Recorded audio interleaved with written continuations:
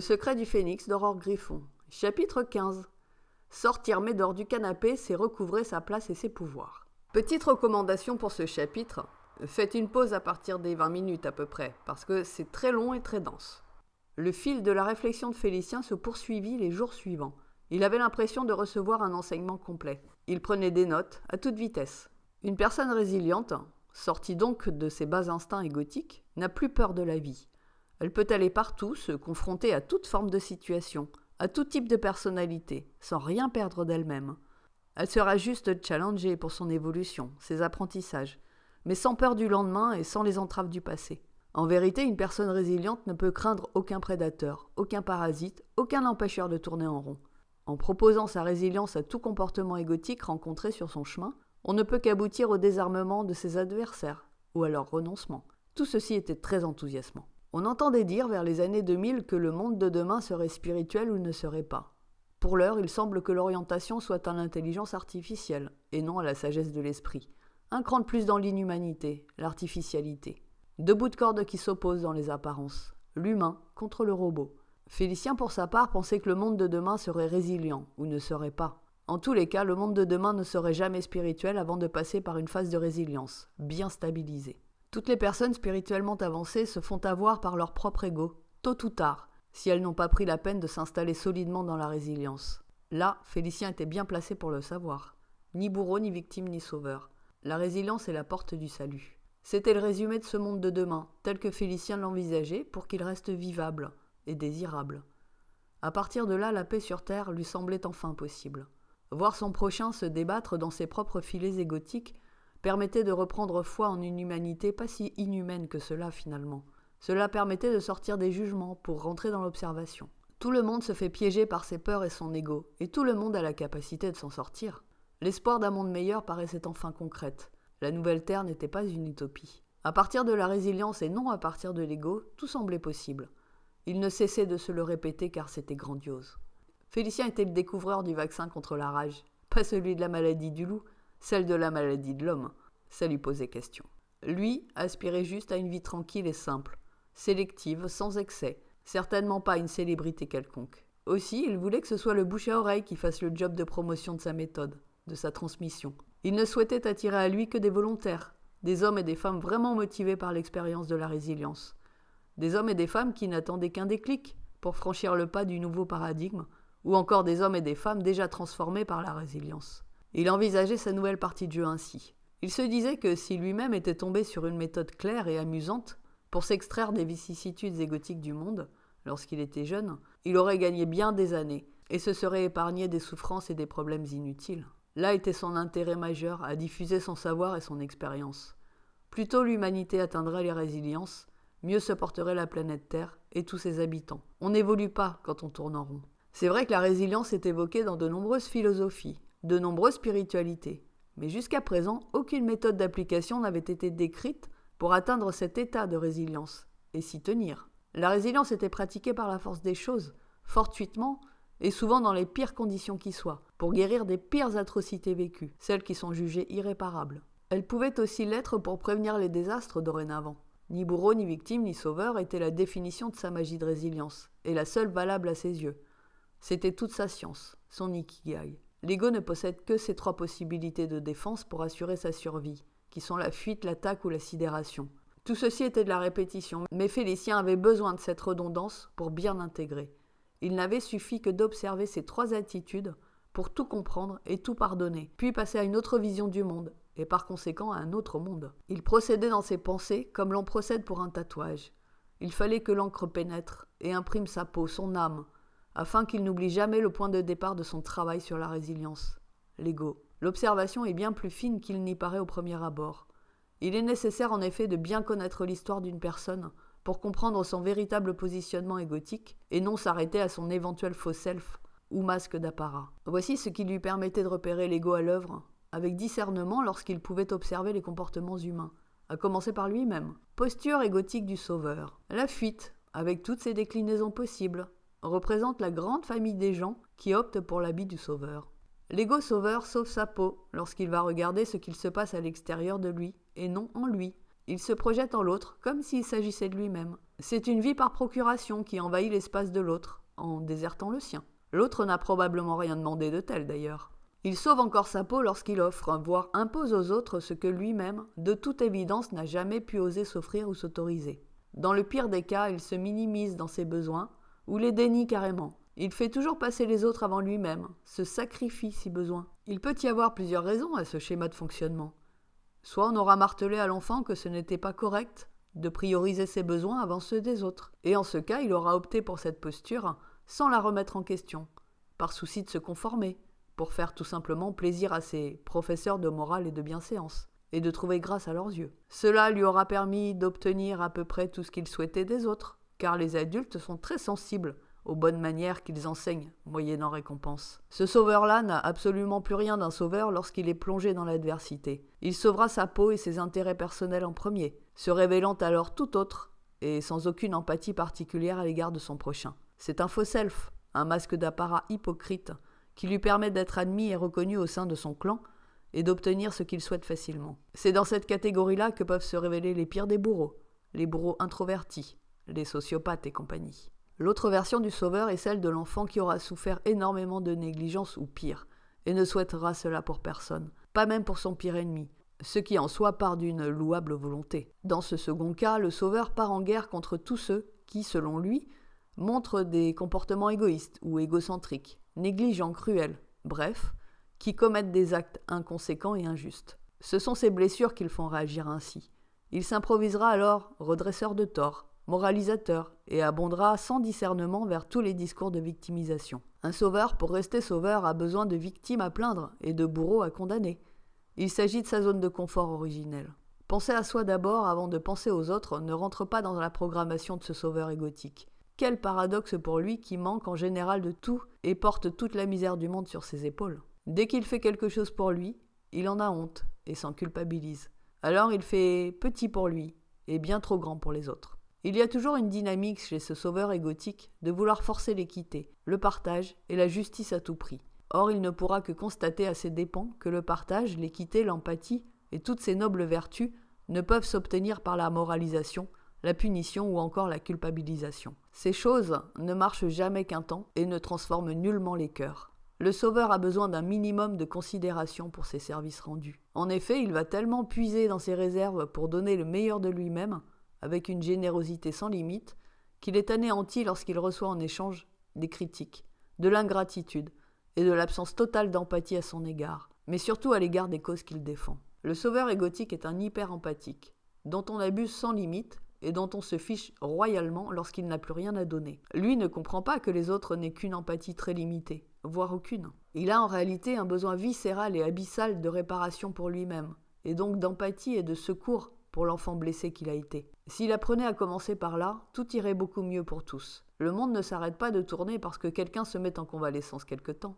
Félicien se reconnaissait assez bien dans cette défense égotique. Très empathique, trop parfois, à vouloir toujours le meilleur pour chacun, mais paradoxalement assez fuyant et impuissant dans l'absolu pour répondre efficacement aux besoins des uns et faire cesser les abus des autres, du moins jusqu'à aujourd'hui. La posture égotique du bourreau. L'attaque est la réponse de ceux adoptant le rôle de bourreau. Un bourreau est une personne qui a conclu de toute sa jeune expérience que sa meilleure défense était l'attaque pour se faire respecter. Cette grande famille accueille les persécuteurs, les prédateurs, les opportunistes mal intentionnés, les profiteurs, bref, les narcissiques de tout poil.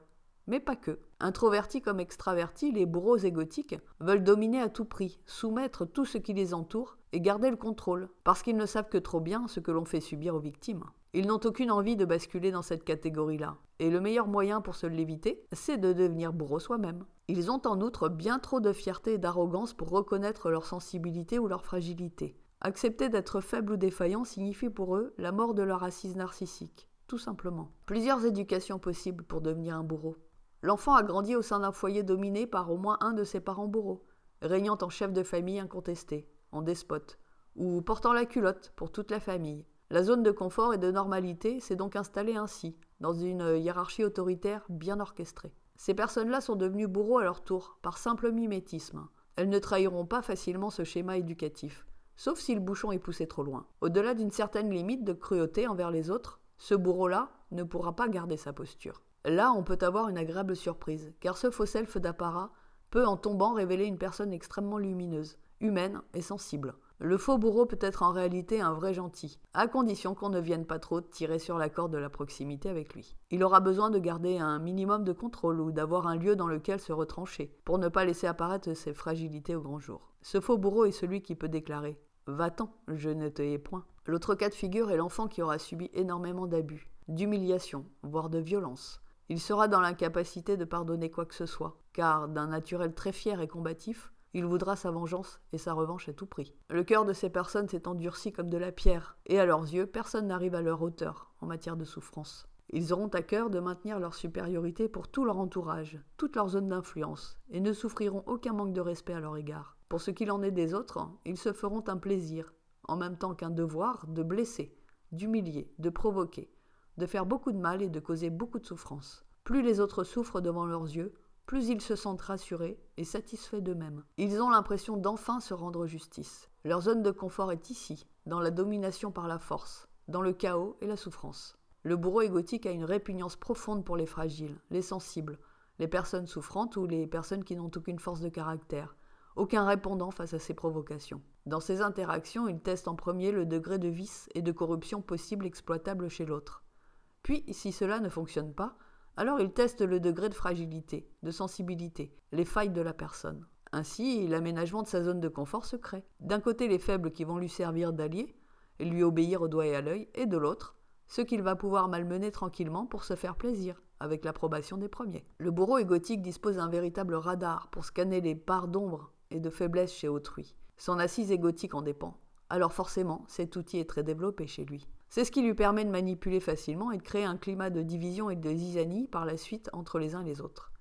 Diviser pour mieux régner, on connaît tous la chanson. Un bourreau s'ennuie sur un lac tranquille. Sa vision du monde est dualiste. Il a besoin de voir des oppositions, des conflits, des compétitions partout pour garder son assise narcissique. Rester dans sa zone de confort originelle en somme. Aussi, lorsque la vie lui semble trop paisible, c'est lui qui s'emploiera à créer de toutes pièces un climat de tension ou un climat anxiogène, d'insécurité. L'ego d'un tel bourreau est toujours construit sur la croyance de sa supériorité. C'est ce qui lui permet de s'autoriser la cruauté sans aucune culpabilité. Il ne reconnaît aucune forme d'autorité, mis à part la sienne. Un tel bourreau fera toujours allégeance aux autres bourreaux, tant que ceux-ci ne rentrent pas en concurrence avec lui. Il rabaissera systématiquement les victimes et ceux qui sont déjà en difficulté. Ce sera plus fort que lui, c'est sa programmation identitaire. Ce bourreau est devenu bourreau pour ne plus jamais être victime. Il n'a jamais pu faire face à son ou à ses propres bourreaux d'aucune façon, et c'est ce qui mine littéralement sa vie. Il en gardera une profonde rancune, qu'il fera payer aux autres. Il fera en sorte que les autres n'aient jamais accès à ce qui lui a été refusé à lui. C'est l'inverse du sauveur. Il veut le pire pour les autres, afin de se sentir mieux avec son passé. En même temps, il va exiger de ses victimes qu'elles fassent pour lui ce qu'il est absolument incapable de faire pour qui que ce soit. C'est à cela qu'il va s'employer dans sa vie, pour ne jamais se remettre en question, ne jamais s'effondrer, ne jamais demander ou donner son pardon à qui que ce soit. Un bourreau peut adopter tous les subterfuges possibles pour attirer à lui des proies, des victimes potentielles, des alliés, y compris à faire semblant d'être victime ou sauveur lui-même. Sans proie, sans bouc émissaire sur qui projeter sa haine, sans allié pour abonder dans son sens, sa construction égotique s'effondre. La posture de victime égotique. Dans cette très grande famille des victimes égotiques, on va rencontrer des personnes fourbes, peureuses, calomnieuses, traîtres, d'une mauvaise foi absolue, dans la complainte et l'affliction perpétuelle, autant que le vice caché. Une position de victime est une position d'immobilisme et d'acceptation de ce qui existe de pire pour mieux s'en défausser et le critiquer après coup. Cela commence toujours par la fascination pour un truc interdit, mal, incorrect, inapproprié, déviant, méchant, gratuit. Les victimes égotiques ne s'assument absolument pas dans aucune de leurs parts d'ombre, de leurs travers, de leurs faiblesses. Elles ne sont pas celles qui prennent les vrais coups, elles sont celles qui chialent sur leurs petits bobos en montrant du doigt le vilain méchant, qui ne peut en être que la cause. Une victime égotique répondra toujours « oui, mais non » lorsqu'on lui proposera une solution pour résoudre ce de quoi elle se plaint. Cela s'appelle de l'auto-affliction hypocrite, et les victimes égotiques en sont les championnes. L'empathie et la compassion leur sont totalement étrangères. Seul leur nombril compte et est digne d'intérêt. Ce vers quoi sont attirées les victimes égotiques, c'est le gore, le scandale et le sensationnel. Elles se planquent derrière une fausse dignité, mais adorent assister aux spectacles les plus crades, voire les encouragent. Ça leur donne une occasion de jaser, d'exister. Tant que ce sont les autres qui prennent, elles se sentent bien et en sécurité, Aussi, ne comptez jamais sur une victime égotique pour bouger le moindre cil si vous êtes en train d'agoniser devant ses yeux. Des victimes égotiques, il y en a plein les rames de métro, lorsqu'une personne s'y fait agresser. C'est étrange que 300 personnes ne fassent jamais bloc contre une seule dans ces cas-là. Tant qu'il existe pire monstre qu'elles, alors tout va pour le mieux, et elles se sentent propres. C'est ainsi qu'elles peuvent minimiser la portée de leurs actes ou de leur absence d'actes, qu'elles peuvent dénier leurs responsabilités. Elles sont en réalité les premières à se régaler du malheur des autres, en même temps que les premières à s'outrer de tel ou tel comportement inadmissible de la part des autres. La vérité est qu'elles feraient bien pire si elles en avaient l'occasion, mais en veillant à ne jamais être prises la main dans le sac surtout. Leur assise égotique en dépend. Les victimes égotiques jouent les oies blanches et les grandes suppliciées en toutes circonstances. L'ego de ces personnes est construit sur la croyance de leur pureté et de leur perfection. Ce sont toujours les autres qui ont tort, qui sont des monstres. Si par un fâcheux hasard, ce qui est en réalité une manœuvre de leur part, une victime égotique recevait une volée de bois vert en réponse à ses actions ou ses paroles, elle en ferait un scandale absolu, allant se plaindre à corps et à cri partout autour d'elle. Une victime égotique a besoin de se faire plaindre, pour se faire pardonner ou dédouaner. Elle a besoin d'attirer à elle l'attention bienveillante, l'assentiment, le compliment, l'écoute de ses nombreux problèmes. Elle a besoin d'être valorisée par les autres, dédouanée de ses fautes et responsabilités, pour s'affranchir à bon compte de ses monstres intérieurs. Malheur à celui qui ose les pointer du doigt, ceux-là, même s'ils sont visibles comme des phares dans la nuit. Très prompte à la critique, au dénigrement, à la délation, au commérage, à l'espionnage, au mensonge, ces personnes se retrouvent sur la première ligne lorsqu'il s'agit de trahir, y compris elles-mêmes. Elles vont toujours dans le sens du vent mauvais. S'il était possible d'avoir peur de son ombre, ce serait une victime égotique qui lèverait le doigt. La peur, le besoin de remettre une couche de salissure sur ce qui est déjà crade, les actes de trahison, le besoin d'être reconnu toujours mieux que l'autre, la fascination du bourreau est vraiment ce qui les anime. C'est ce que ces personnes ont appris dans le milieu d'hypocrisie générale et de critique acerbe qui les ont vues grandir. Ce sont des oies blanches dans leur fonctionnement égotique, et lorsqu'elles sont confondues devant témoins, pour leurs actes ou leurs responsabilités, toute leur construction s'effondre. Voilà les contours de leur zone de confort originelle. Plus on se plaint, plus on critique, plus on accuse, et plus par contraste on se trouve clean, là où l'on ne l'est pas du tout.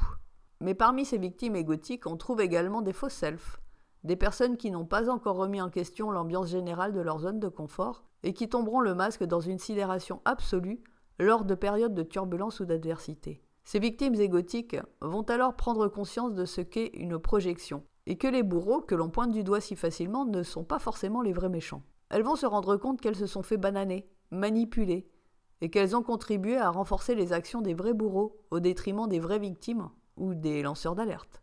Ces victimes égotiques-là sont des personnes très influençables et souvent naïves qui ont du mal à faire preuve de discernement. Leur esprit a été embrouillé dès le départ, en leur faisant adhérer à de fausses croyances qui arrangeaient tout le système égotique familial. Elles vont donc transposer par la suite au système sociétal, et se faire manipuler exactement de la même façon. Tout le monde peut se trouver à divers degrés dans ces trois catégories, voire dans les faux selfs. En fonction des dossiers problématiques que l'on trimballe, le positionnement égotique peut être différent, voire mouvant. L'ego a cette propension à changer de casquette quand sa stratégie première ne fonctionne pas. Aussi, il n'est pas rare que de bourreau on passe à victime, puis ensuite à sauveur. Avec l'ego, c'est toujours un peu le serpent qui se mord la queue. Félicien pensait à l'instant à ceux qui se font prendre la main dans le pot de confiture. Il commence par faire comme si rien ne s'était passé, le déni, puis par minimiser, et enfin par remettre la faute sur celui qui l'avait incité à manger de la confiture en douce, puis à celui qui n'avait qu'à pas inventer la confiture, et enfin sur la confiture elle-même, qui est pleine de substances addictives. L'ego ne supporte pas d'être remis en question, et c'est là toute la difficulté rencontrée lorsque l'on souhaite changer des choses dans sa vie ou se découvrir vraiment dans sa plus pure authenticité, sans costume et sans masque. Si l'on veut lutter contre son ego, la bataille sera perdue d'avance, et c'est une excellente chose.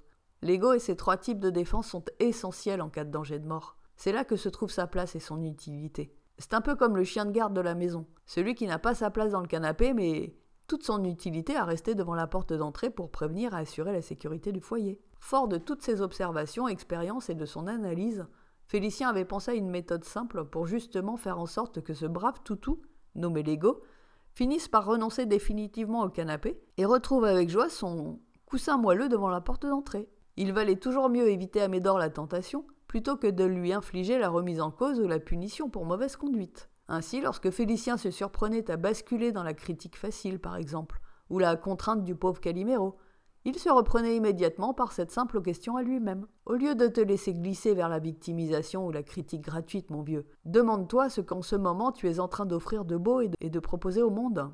Es-tu occupé à ton ikigai?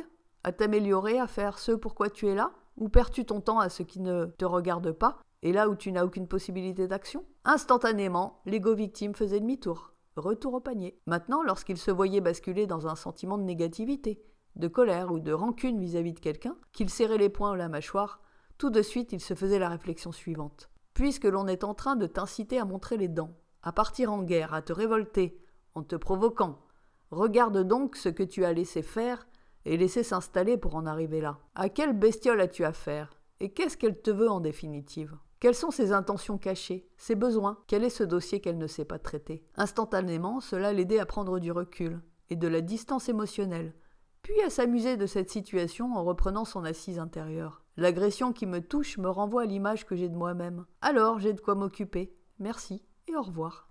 Enfin, lorsqu'il se voyait basculer dans un sentiment de frustration, de déception vis-à-vis de quelqu'un, qu'il se reconnaissait dans son aspect d'empathe, celui qui ne comprend jamais pourquoi les autres n'ont pas son degré d'empathie et d'ouverture à lui, il marquait un stop.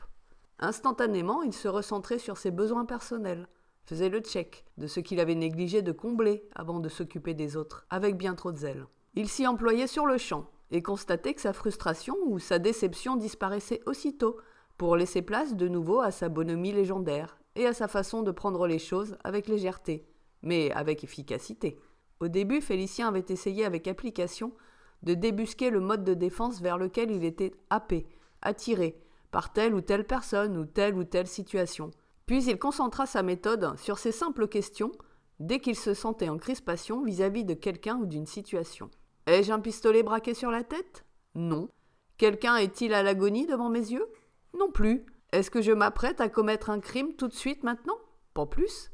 Alors je peux utiliser la résilience et laisser l'ego à son panier, en le félicitant de m'avoir prévenu qu'un truc clochait. Ni victime, ni bourreau, ni sauveur. On passe à une attitude constructive et non plus défensive, car je suis en sécurité. La résilience, c'est comme le permis de conduire. Au début, on s'oblige à faire attention à tout.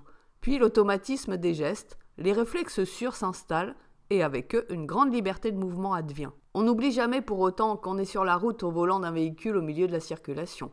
Mais on profite du paysage en même temps. Ne peut-on tout simplement pas appeler ça l'authenticité? L'être authentique n'a rien à voir avec l'être égotique. On croit tous se connaître plus ou moins en fonction de son caractère, de ses goûts et de sa personnalité. Mais lorsqu'on enlève les 3 filtres de l'ego, on découvre une toute autre personnalité, laquelle est en général bien plus lumineuse que les 3 précédentes. Aucun conditionnement, aucun parasitage, aucun blocage, aucune attaque ne résiste à une sortie du mode égo, du mode survie. La seule difficulté de cette méthode est de s'observer en se posant une seule question, la question de Félicien. Ai-je un pistolet braqué sur la tête? Non. Quelqu'un est-il à l'agonie devant mes yeux? Non plus. Est-ce que je m'apprête à commettre un crime tout de suite maintenant? Pas plus. Alors le mode de survie de mon véhicule n'est pas approprié. Trouvons un autre bouton, à commencer par celui du libre arbitre. Là où je pensais n'avoir aucun choix avec les filtres de l'ego, je découvre que je dispose d'une palette infinie de choix. Le libre arbitre est le premier pouvoir que je recouvre lorsque je bascule du mode survie en mode résilience. La résilience est une méthode pour ainsi dire universelle, puisqu'il suffit de savoir compter jusqu'à 3 pour l'appliquer. Mais comme toute chose, il y a des limites, des incompatibilités et des exceptions. Quelqu'un qui n'est plus ou pas en capacité d'utiliser son raisonnement ne peut pas utiliser volontairement la méthode de résilience. Il aura accès automatiquement à celle-ci s'il n'est pas en défense égotique, mais ne saura jamais ni comment ni pourquoi tout à coup il se sentira mieux. La maladie ou la dégénérescence mentale peut être une raison. La possession ou l'incorporation parasite peut en être une autre.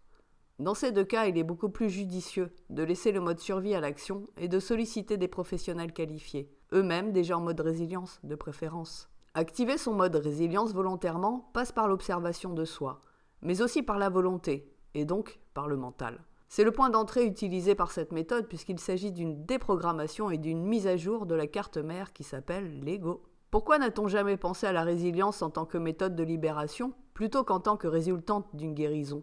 C'était sans doute trop évident pour que l'on voie les choses ainsi. L'ego réagit par défaut à chaque fois que nous sortons de notre zone de confort originelle ou que nous ne parvenons pas justement à en sortir, malgré notre farouche volonté. L'ego se construit à force de répétition d'une information. Ce sont les croyances et fausses croyances. Jusqu'à ce que, par la répétition des expériences réelles et personnelles, toutes ces croyances ou fausses croyances soient validées ou remises en question. Rien ne bouge.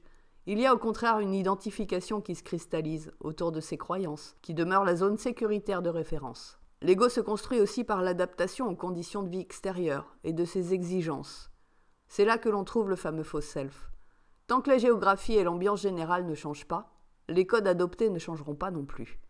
Il faut des périodes d'adversité, de chamboulement, pour que les stratégies d'adaptation cessent de fonctionner et vous obligent à modifier vos habitudes de fonctionnement, et donc vos rôles. Plus les périodes de troubles seront longues, plus les nouveaux codes d'adaptation se mettront en place pour longtemps. Enfin, l'ego se construit en fonction de l'information émotionnelle des mémoires traumatiques ou en fonction des mémoires agréables. Ce qui est inscrit profondément dans une mémoire est inscrit dans le corps psychique, émotionnel et physique. Lorsqu'un stimuli extérieur, associé au souvenir, vient vous percuter, instantanément une réaction réflexe se produit, soit dans le psychisme, soit dans le champ émotionnel, soit dans le corps, ou les trois simultanément. Lorsqu'il s'agit d'une mémoire désagréable, voire traumatique, l'ego se met alors en alerte rouge. Il va vous faire rejouer la scène, dans le même rôle de défense et de protection que vous aviez adopté la première fois, puisque celui-ci vous aura permis de survivre jusqu'à présent. Son rôle est de nous protéger en tant qu'individu, d'assurer notre survie. Il fera en sorte de toujours trouver la bonne stratégie pour nous éviter de revivre ce que nous avons considéré comme désagréable, dangereux ou douloureux. C'est inscrit dans sa mémoire, mais pour autant il ne pourra pas avoir le contrôle sur tout ce qui nous entoure, dont les stimuli. Pour guérir ce type de mémoire, il est nécessaire de reprogrammer notre carte mère, bien avant notre ego. Il ne s'agit aucunement d'effacer le souvenir en question comme cela est pratiqué par certains dangereux bourreaux manipulateurs qui ne veulent pas se faire prendre. Au contraire, il convient de tout remonter en surface afin de pouvoir en atténuer au mieux les souffrances ou les peurs qui y sont rattachées. On procédera donc, via diverses techniques thérapeutiques, à revoir la scène traumatique en tant qu'observateur cette fois, et à y associer les stimuli déclencheurs à des choses neutres ou éventuellement agréables. Ainsi, détaché de son émotionnel, de ses douleurs fantômes, gestes réflexes ou de ses pensées négatives, on s'engagera de façon plus sereine dans un chemin de pardon et ou de guérison. Dieu merci, lorsque l'on commence à se prendre en charge et à s'assumer, on ne passe pas sa vie en thérapie. On y va pour des choses précises, qui nécessitent de l'aide et de l'accompagnement. Bien sûr, lorsque l'on intervient sur sa carte mère, on ne doit à aucun moment perdre la conscience de ce qu'il se passe en séance. Il convient d'être prudent et bien renseigné sur son ou sa thérapeute. Dans la vie de tous les jours, on peut travailler en autonomie et efficacement.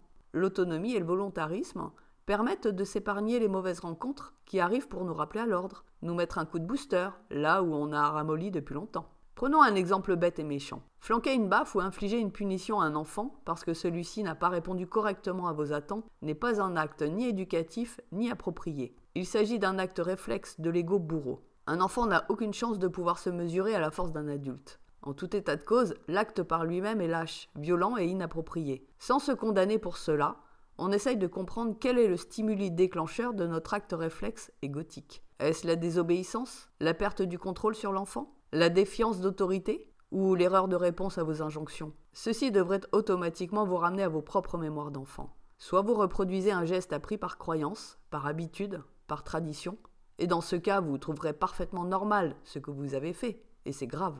On vous aura bien programmé dans votre rôle de bourreau, et cette scène renforcera d'autant votre croyance que l'adulte est supérieur à l'enfant, et que donc la faute vient toujours de l'enfant, et jamais de l'adulte. Voilà où se trouve votre zone de confort, de laquelle vous ne voulez pas sortir. Vous venez de la trouver. Soit vous reproduisez un geste que vous avez subi, ou vu pratiquer couramment tout autour de vous.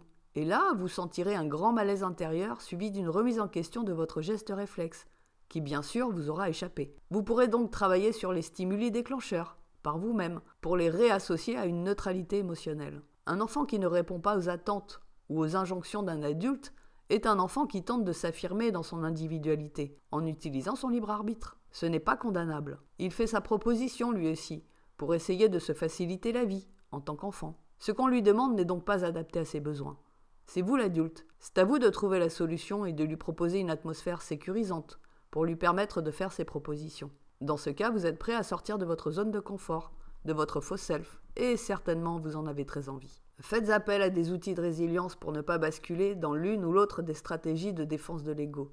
Vous pouvez faire appel à des connaissances que vous n'avez pas sur l'enfance, par exemple, ce qui vous permettra de mieux respecter et de mieux comprendre l'étape de développement que celui-ci traverse. Vous pouvez essayer de vous mettre à sa place, en empathie avec lui, pour comprendre et vous adapter aux apprentissages dont il a réellement envie pour s'épanouir et qui passeront à n'en pas douter par le jeu et l'expérimentation. Si sa maturité le permet, vous pouvez aussi installer une communication pacifique avec lui, en l'incitant dans la confiance à exprimer ses besoins du moment. C'est à vous et à vous seul de trouver une alternative qui soit en résonance avec votre authenticité, et non plus à votre être égotique. Vous avez plein de ressources, développez-les. La réaction égotique est proportionnelle, non pas à l'acte en lui-même, mais au degré de ressenti, et donc au degré de sensibilité de chaque individu. Plus l'on réagit avec force, plus l'on est sensible et sensitif en réalité. Les personnes introverties ne semblent pas réagir, puisqu'elles n'expriment pas leurs émotions ou leurs pensées, ou encore leur langage corporel de façon franche et significative. En fait, elles réagissent directement en elles-mêmes, mais font en sorte de se contenir pour ne rien laisser paraître. Elles accumulent, et un jour, sans crier gare, elles pètent un câble. Cela peut se faire avec le déclenchement d'un burn-out, d'une dépression, d'un accès de colère sans précédent, mais aussi de la survenue d'une maladie grave fulgurante, ou encore de gestes inattendus et dramatiques, comme le suicide ou l'acte violent sans préavis. La réaction d'un introverti est toujours décalée en temps par rapport aux stimuli déclencheurs. Bourreau, victime, sauveur inclut tout autant les personnalités extraverties qu'introverties. Ces dernières sont bien plus délicates à repérer dans leur mode égotique, car tout ou presque se joue sur l'intérieur d'elles-mêmes, en coulisses, à l'abri des regards. Elles sont telles des icebergs, très peu significatives en surface et dans les apparences, mais terriblement grandes et puissantes sous la surface de leurs eaux calmes. Un bourreau introverti en vaut 100, pourrait-on dire, pour illustrer le propos. Idem pour un sauveur ou une victime introvertie. Avoir une lecture du monde et de sa vie sous un filtre égotique, ou un faux self, n'a rien d'attrayant ni de palpitant à la longue. On fait vite le tour des 3 filtres et on perd petit à petit le goût de la vie, l'envie d'évoluer, de s'émerveiller. Les communications avec ses semblables sont toujours faussées, adaptatives, de sorte qu'on en perd aussi sa propre authenticité. On ne peut en blâmer personne, ni nos parents, ni notre entourage, ni notre génétique, ni le gouvernement, ni nous-mêmes, puisque tout le monde patauge dans la même gadoue en définitive, dans ce monde de l'ego. Lorsque cette nostalgie du paradis perdu s'installe, ou que le fatalisme ou encore la colère d'impuissance s'empare de nous, c'est le signe qu'il est grand temps de nous débarrasser de nos filtres et de passer à une autre expérience de la vie, à une autre lecture du monde et de notre expérience. La réalité du monde de l'ego est en 3 dimensions. La réalité sans filtre et sans limite. Entre les deux, il existe la réalité du monde de la résilience. L'espoir ne peut que renaître avec la résilience, et peu importe si on est le seul de son clan à la pratiquer, on a l'assurance de ne plus jamais s'ennuyer. Nous arrivons sur Terre avec une conscience claire de qui nous sommes et de ce que nous sommes venus faire. Avec la construction de l'ego, la programmation de notre carte mère terrestre, nous déboulons dans la vie avec un vrai gloubi-boulga dans la tête. Nos mémoires d'avant sont coupées car nous passons alors en mode survie. Forcément, nous buguons à chaque carrefour ou obstacle rencontré. Nous buguons d'abord à chaque fois que l'expérience ne confirme pas le programme de la carte mère. Il s'agit des premières sorties de la zone de confort originelle de notre ego. C'est tout nouveau. L'ego se met en hypervigilance. Qu'est-ce qu'on s'apprête encore à me faire comme vacherie ? À quelle sauce on va me manger cette fois ? Ce que nous vivons en étant sortis du giron familial n'a le plus souvent rien à voir avec ce que celui-ci nous a enseigné. L'ego, par sa peur de l'inconnu, serait tenté de repartir en arrière et de revenir à bride abattue dans sa zone connue, puisqu'il s'aperçoit qu'il ne connaît pas l'extérieur en définitive et qu'il n'en a pas les codes. En terrain inconnu, il faudra s'adapter de nouveau. Il se repliera donc rapidement si à l'extérieur c'est pire qu'à l'intérieur du giron familial. Il se sentira tout compte fait en sécurité lorsque c'est idem des 2 côtés. Et pour cela s'arrangera parfois pour faire en sorte d'y retrouver cette conformité, quitte à tordre à sa main l'extérieur. Ou alors, il voudra rester à l'extérieur et ne plus revenir à sa zone connue, parce que finalement l'extérieur est plus sécurisant et confortable que le giron familial. Là, ça va bugger, c'est sûr. Voici l'image que Félicien avait en tête pour illustrer sa réflexion. Il s'agissait d'une toute première fois au restaurant asiatique, lorsque l'on se retrouvait avec une paire de baguettes pour manger son bol de riz. En tant qu'occidentaux, à l'intérieur du giron familial comme à l'extérieur, on a l'habitude d'utiliser un couteau et une fourchette pour manger. Tout va bien, la zone de confort reste conforme. On accepte de l'élargir lorsque l'on dîne à l'extérieur. Et là, patatras, c'est nouveau, on n'a pas appris à se servir des baguettes. La carte mère bug. Si l'ego prend le dessus à ce moment-là, il va essayer au moins l'une de ces 3 stratégies de défense. L'attaque. Serveur, vous pourriez au moins mettre une fourchette et un couteau sur la table. C'est quoi ce restaurant? La fuite. Bon finalement j'ai changé d'avis, je vais aller au resto d'à côté. Ça ne me donne pas envie ici. Mais en partant, je vais quand même leur dire pour les autres clients que les fourchettes et couteaux ça existe. La sidération. Comment je vais faire là? Bon, je vais la jouer discrète et parfaite. Je vais commander des trucs que je peux manger avec mes doigts, mais je suis pas prêt de revenir ici. Je vais leur coller un espèce de commentaire sur leur site, ils vont le sentir passer. Médor n'a rien à faire dans le canapé. L'ego n'est pas qualifié pour intervenir dans ce genre de situation.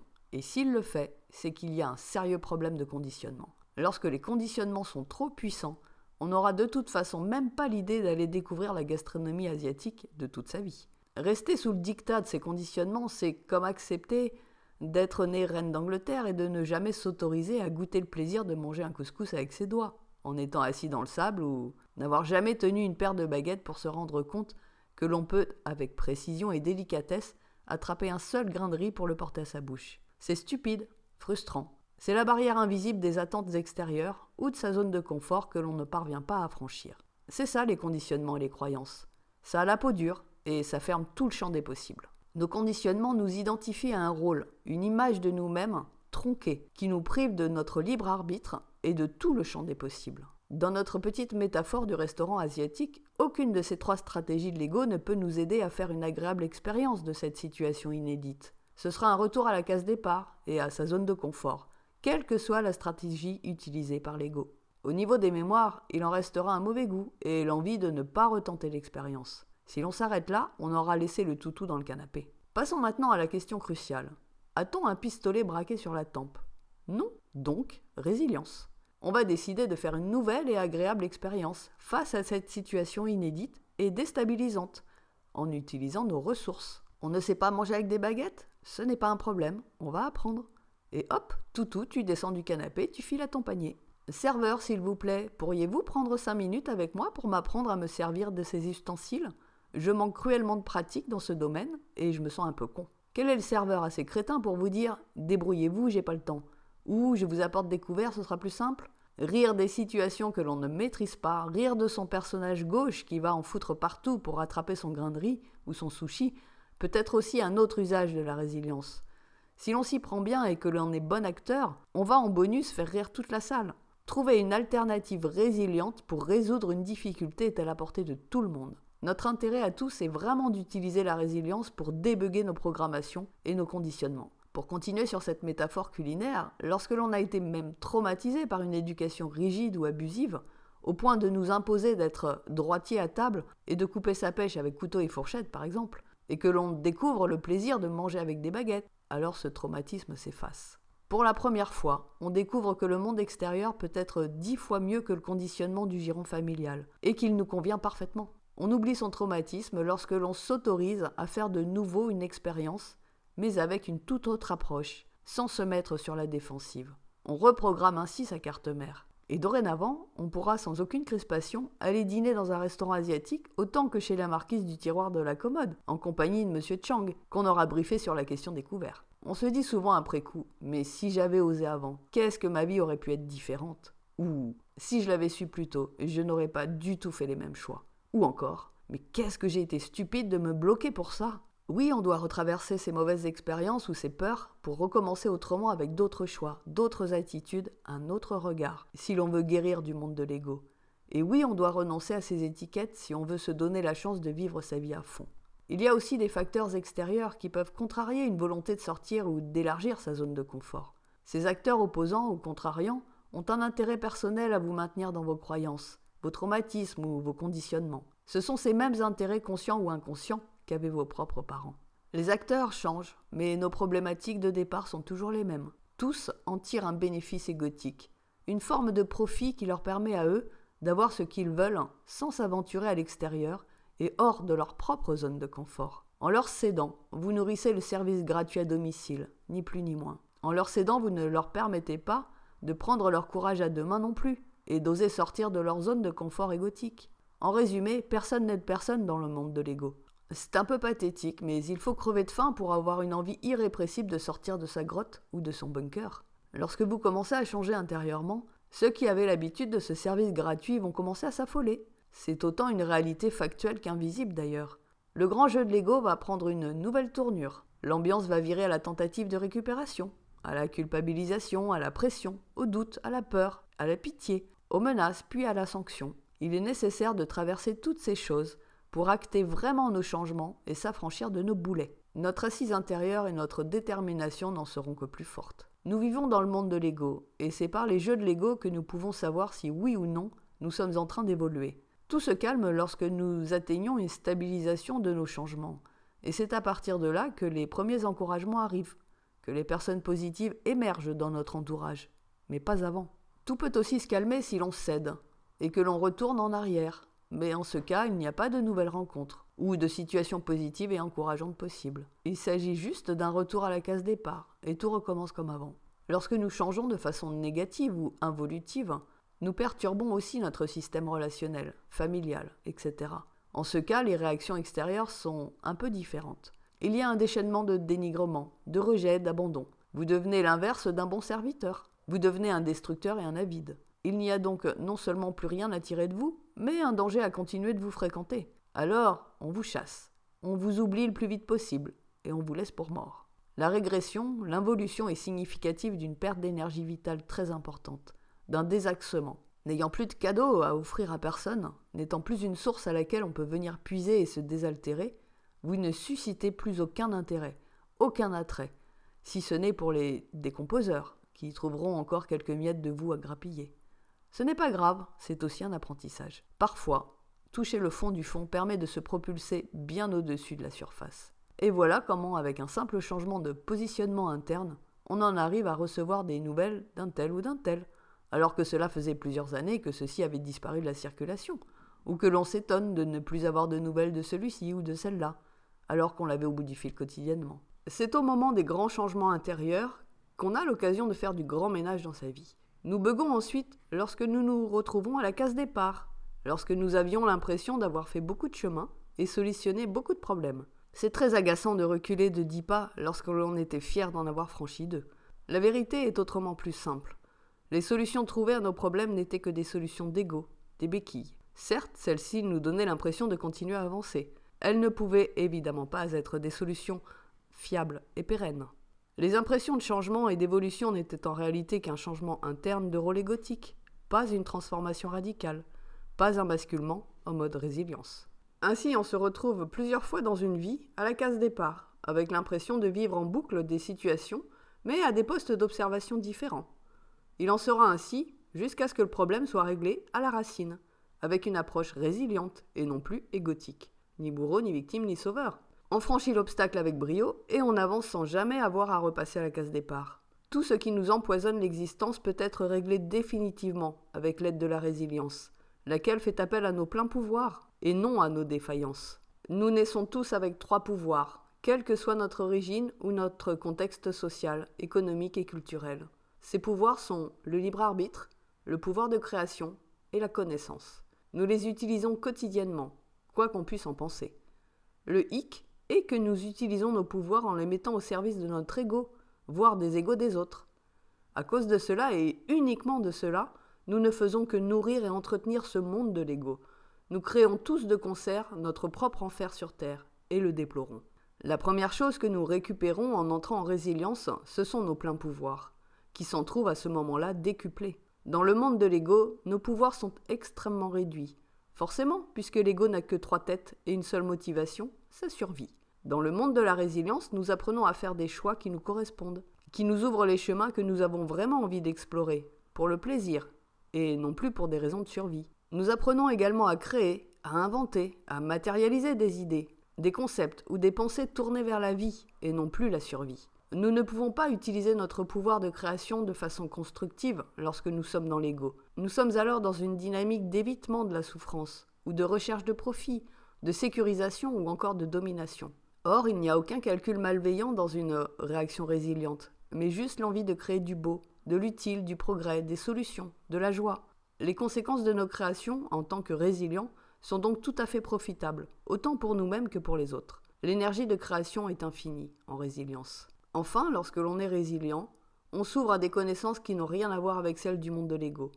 Comme l'ego est en survie permanente, la connaissance diffusée dans le monde de l'ego est toujours plus ou moins orientée, falsifiés, partiels, voire carrément cachés ou détournés. Il en va de la survie égotique de ses découvreurs ou de ses possesseurs. Le monde de l'ego ne nous dévoilera jamais la formule complète du Coca-Cola, mais le monde de la résilience laissera en libre accès les recettes de toutes les boissons tonifiantes possibles et imaginables, puisqu'il ne cessera d'en découvrir de nouvelles, toutes plus attrayantes les unes que les autres. On accroît ses connaissances quotidiennement en étant résilient, et on apprend vite et bien, car on utilise l'expérience joyeuse, l'émerveillement dans ces étapes d'apprentissage. Les efforts ne pèsent pas, on n'a de compte à rendre à personne, et d'attente vis-à-vis de personne. Tout est fluide dans la globalité de l'expérience d'apprentissage et d'acquisition des connaissances. La résilience permet de se rencontrer, de se découvrir en dehors de ses filtres, et par conséquent de savoir qui l'on est vraiment. Il permet surtout de savoir ce qui reste vissé dans nos tripes et dans notre cœur, après ce long séjour dans la grande lessiveuse du monde de l'ego.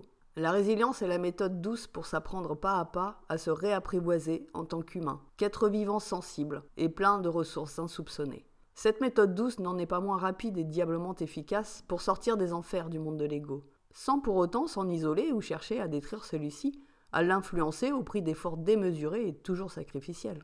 Le monde de la résilience, par définition, n'oppose pas de résistance ou de révolte vis-à-vis du monde de l'ego, tout au plus un certain dégoût et une certaine lassitude. Elle le laisse s'autodétruire tout seul, puisqu'au final, c'est ce qui doit advenir. Les égotiques n'apprécient pas spécifiquement les résilients, tout comme un chien n'apprécie guère de se faire virer du canapé pour retourner dans son panier. Ce que les égotiques n'apprécient vraiment pas des résilients, c'est que ceux-ci n'offrent plus aucune prise à leur manigance. Ce que les résilients apprécient particulièrement chez les égotiques, c'est que ceux-ci leur permettent de savoir où ils en sont et s'ils font fausse route. Une fois que chacun a retrouvé sa place, son rôle et sa fonction naturelle, ça finit toujours par bien mieux se passer pour tout le monde. Le monde de l'ego peut garder son Coca-Cola, son plastique et ses dictateurs. Les résilients ont des choses tellement plus intéressantes à vivre et à découvrir et à proposer. Et puis, chacun est libre de ses choix après tout. Félicien ne put s'empêcher de penser à haute voix. Il y en a un qui doit se retourner dans son linceul depuis 2000 ans.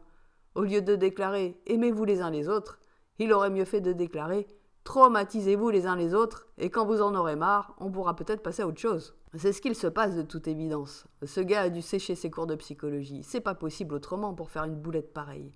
Il était super bon au cours de miracles, de guérison, de métamorphose, de matérialisation. Mais pour ce qu'il en était de la psycho de base, il était complètement nul. La preuve qu'il a dû s'en rendre compte, c'est qu'il s'est barré loin après sa résurrection et qu'on n'en a plus jamais entendu parler en Galilée. Et il semblerait qu'il se soit fait connaître au Cachemire par la suite. Mais ça, on ne le verra jamais écrit nulle part. Il suffit de dire « Prenez cette direction, le chemin vous emmène au paradis », pour qu'aussi sec, on prenne toutes les autres routes qui mènent en enfer. Panneau d'indication à l'appui. C'est toujours l'histoire de se prouver qu'on sait tout mieux que les autres. L'humain a besoin d'éprouver la souffrance sous tous ses angles, sous toutes ses coutures, pour reconnaître ce qu'est le bien-être et l'empathie véritable. C'est quand même fort de café l'histoire.